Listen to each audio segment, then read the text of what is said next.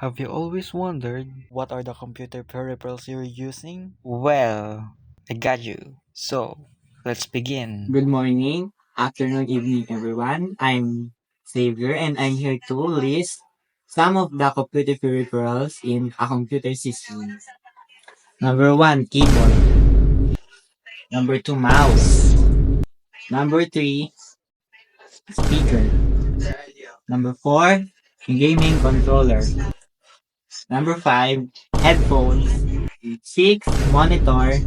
Number seven, webcam.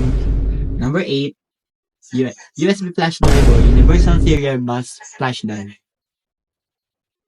Number 9, Universal Serial Bus Hub. Number 10, Wi-Fi dongle. Number 11, a printer. And that is all. Thank you.